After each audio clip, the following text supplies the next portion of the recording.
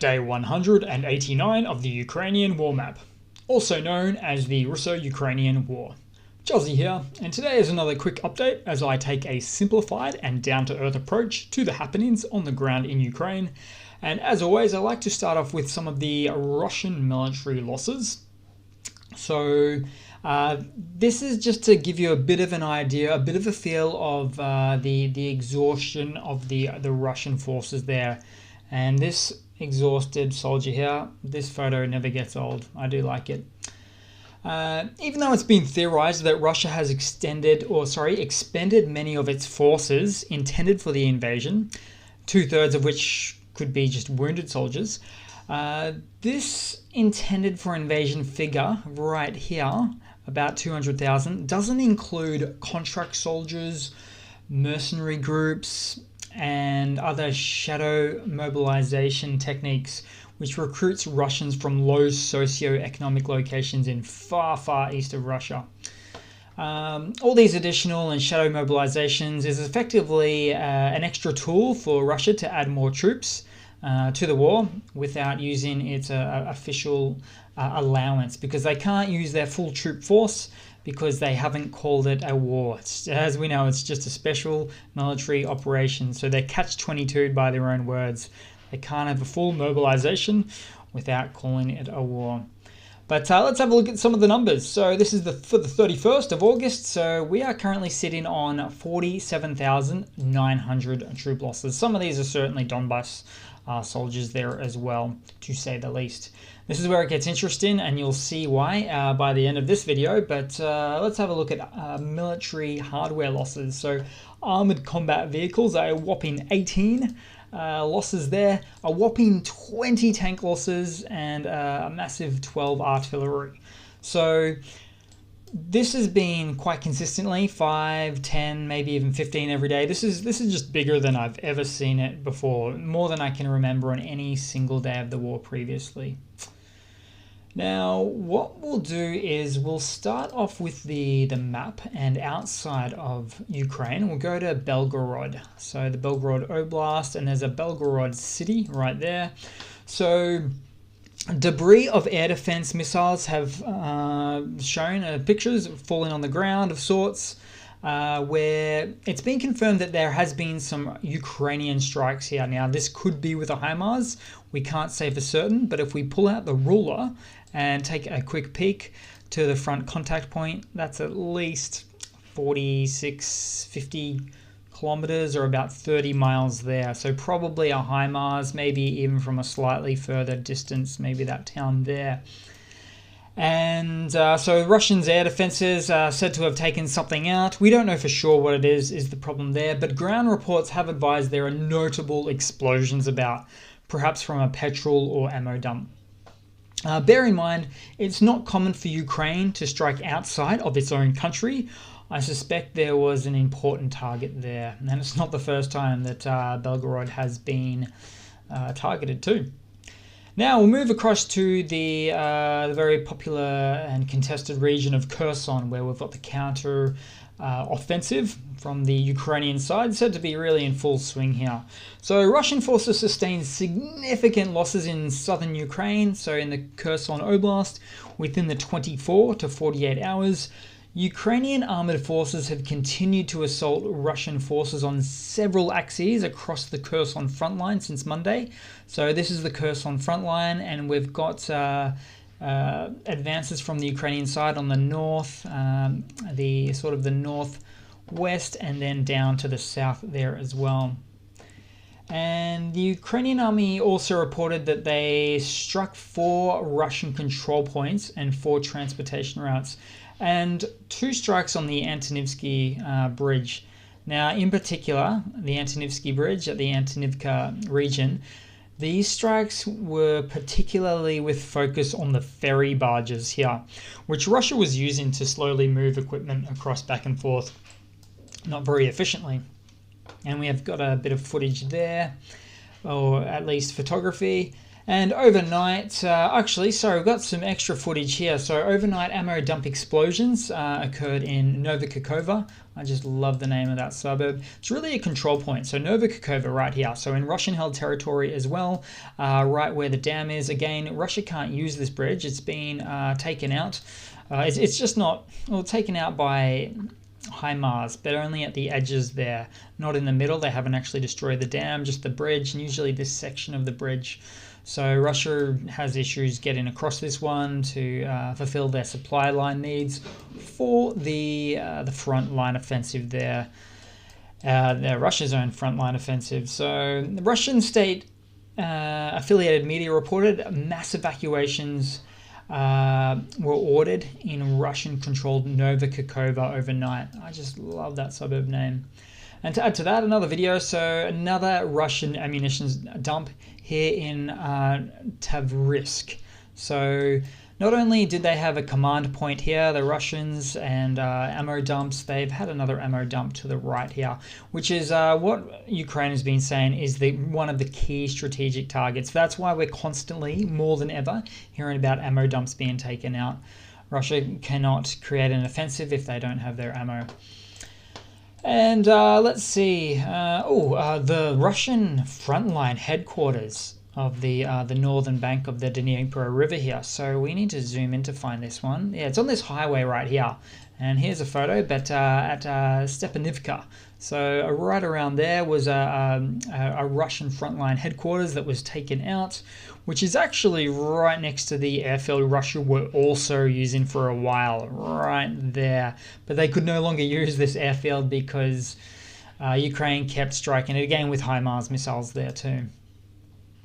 Now, the Operational Command South for the Ukrainian side reported that they killed 117 Russian troops and destroyed over 30 units of military equipment, including 9 T-72 tanks, 3 Grad MLRS systems, or the multiple launch rocket systems, one giant INT-S self-propelled gun, one Mr. self-propelled howitzer gun as well. They kind of look like tanks, but they've got this big gun on them.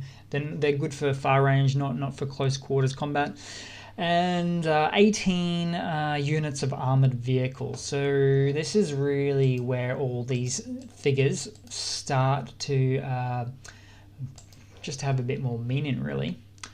Now, the UK MOD, or the UK Ministry of Defence, said that due to this attack, Russia may reposition itself to bolster its Kherson front line right there by using Donbass fighters from the east. But that means they'll have to fight 2 massive offensives, which in recent historical times, Russia doesn't seem to be able to do so that successfully. And Donbass fighters, of which some of them are already stationed here, apparently they're suffering from low morale, so they don't even want to be there. It's not their fight, it's not their town, it's not their location. We'll move across to Crimea, where there's been no shortage of big news events here, at least one, where a big warehouse caught fire in a town here. Now, my Ukrainian/Russian is a bit rusty, but it's Krasnovardisk right there. So it was later confirmed to be an oil depot on fire, and quite the plumes of smoke there as well, as you might be able to see. Also, Ukraine sent another drone to the Crimean Peninsula, which may have been used to test Russian defenses. It was shut down. However, this is where I theorize and find it to be quite interesting. Ukraine has been using decoy drones for months to take out Russian military installations, which was how they took out the Moskva. That's right, the $760 million Pride of the Black Sea fleet back in April time. They did destroy the Moskva with a indigenously built Ukrainian Neptune missile. They used drones as a decoy, however, in that offensive to make it all work. So $10,000 drone lost versus $1 billion warship lost, almost $1 billion. That's a pretty good bargain right there. War economics. Move across a little bit to the Donbass, particularly on the Russian side here. So We've got a video of U forces shelling a group of Russians on the outskirts of the Donetsk airport. So this is really close to Pisky, the little contested village, as I like to call an outer suburb of Donetsk. But it's really hard to see here. What I'm going to need to do is switch across to the satellite mode, and we'll be able to see, there it is. Okay, so there's the airfield right there. If we zoom in further, actually no, I checked this from a different tool because you can't see there very much at all. So if we go to Donetsk on regular Google Maps, let's see if we can find that. All right, there it is. So there's the airfield. Oh, we still have to switch to satellite view, move across, zoom right in. That's where those guys are, right there. I'll zoom out for better context. There we go. There is Donetsk, Donbass, Ukraine, Europe, Earth. And then we jump back in and we have the trench warfare, which you might think doesn't really exist in the modern day war, but evidently it does quite a bit, in fact. I won't play the whole video as it might be considered a bit of a violent video there, but I'll send you guys the link below. Let's see, so basically we have a Ukraine spotter drone that was used, feeding back the coordinates to high precision shelling equipment, artillery, ordnance on the Ukrainian side, and getting a bit of footage in the process. So that's how that one actually panned out. So not far from here is the actual front line of the Donbass, right over around there. Now, it turns out that these are actually old trenches that have been there for some years, in fact, but the trenches are not configured in a zigzag pattern, at least not enough to limit losses where it's just sort of exploding right through the trenches there. So it's not very, very useful ones in a way. Then we'll move across to just a little bit of the news, guys, to finish off this day. I'm actually going to change the format of these videos soon, so they're a little bit more professional, a little bit more easy to understand. So I apologize if any of you guys are having trouble with the audio quality, all sorts of things there. But moving across to the news just for the moment. So President Zelensky of Ukraine meets with the US Senators Bob Portman and Amy Klobuchar in Kiev. President Volodymyr Zelensky said that he had discussed military developments with the senators, and Zelensky urged the US to increase military aid for Ukraine and step up its sanctions against Russia. Senator Amy Klobuchar, of which attempted to go for the presidency in recent years there. I don't know much about US politics, to be honest, but I actually did seem to like her. She seemed like a very very understanding, very, very well-resourced individual. In more news, Latvia is to introduce checks for Russian and Belarusian citizens entering their country. According to new regulations, citizens of Russia and Belarus will undergo an additional check to assess whether their entry would pose a threat to national security or public order. Now, no shortage of news coming out from Latvia.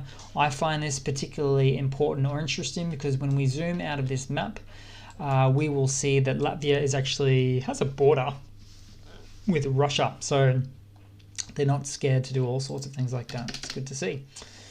In more news, Russian forces have shelled the corridors needed for the International Atomic Energy Agency to reach the Zaporizhzhia nuclear power plant, right there.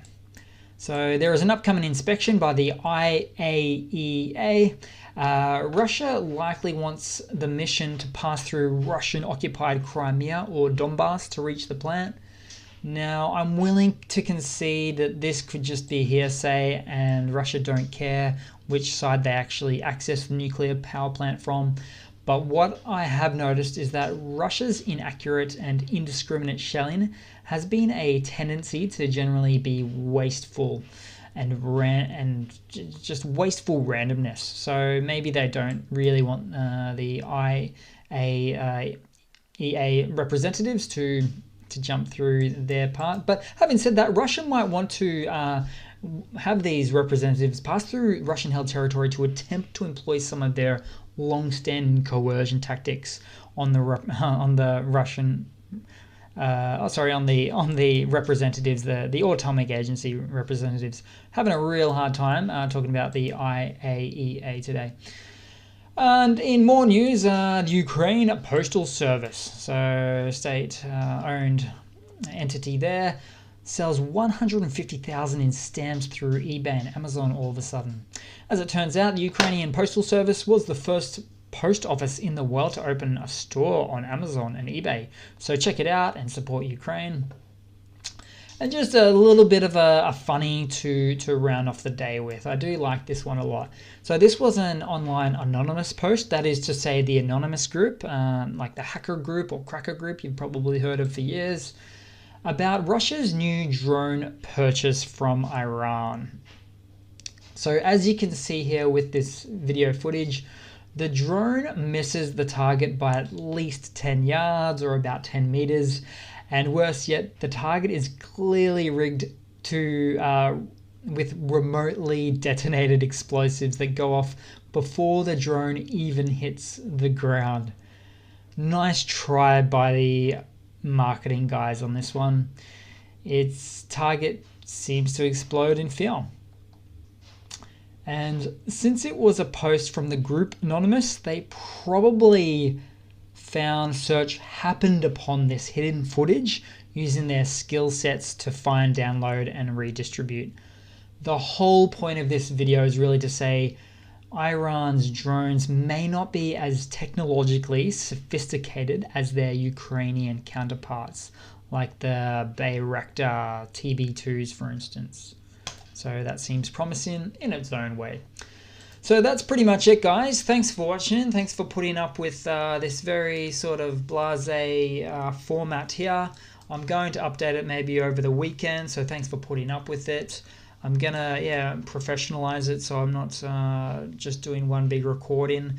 It'll take longer, but I won't be stuffing up some words as much here and there. Make it a bit more clear, concise, which is what this video continuing series of videos is really all about here. So I really appreciate your support and putting up with some of the lack of professionalism in the meanwhile. But thanks for watching again. Please like, comment, subscribe. Try to ignore the trolls in the comment section. God, I have more trolls than the average Ukraine channel. I don't know why. I just don't know why. Do give us a like to show your overwhelming support, solidarity and support for the Ukrainian people. And I do hope to see all of you guys there in the next one. Cheers.